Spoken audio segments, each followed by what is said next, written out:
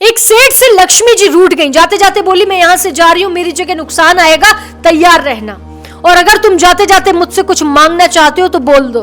सेठ बहुत समझदार था, बड़ी विनम्रता से बोला, नुकसान आ रहा है तो आने दीजिए, मुझे आप एक वरदान दीजिए कि मेरे परिवार में हमेशा सुख और शांति बनी रहे। लक्ष्मी जी मुस्कुराई, तथास्तु कहा और वहां से चली गई।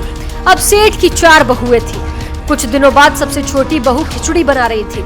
उसने खिचड़ी में नमक डाला और अपने काम में व्यस्त हो गई। दूसरी बहू आई, उसने खिचड़ी को बिना चखे ही और नमक डाल दिया, वो भी अपने काम में व्यस्त हो गई।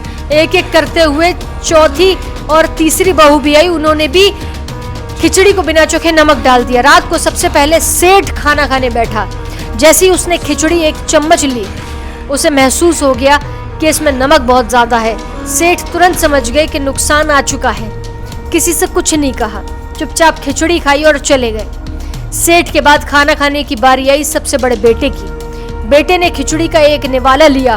उसने परिवार वालों से पूछा, पिताजी ने खाना खा लिया? उन्होंने कुछ कहा तो बाकी सब ने जवाब दिया, हाँ पिताजी ने तो खाना खा लिया, लेकिन किसी से कुछ नहीं कहा। तो बड़े बेटे ने भी चुपचाप खिचड़ी खाई और चला गया।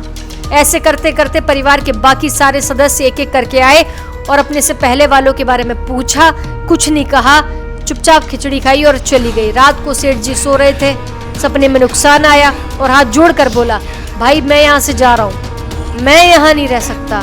तो सेठ जी ने बोला, क्यों, क्या हो गया?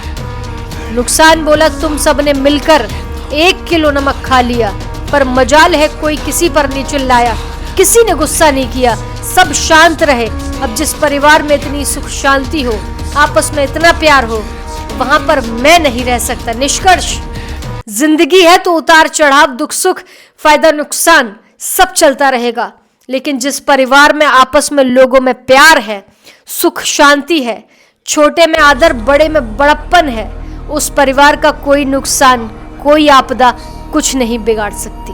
वीडियो शेयर करिएगा, सहमत है तो।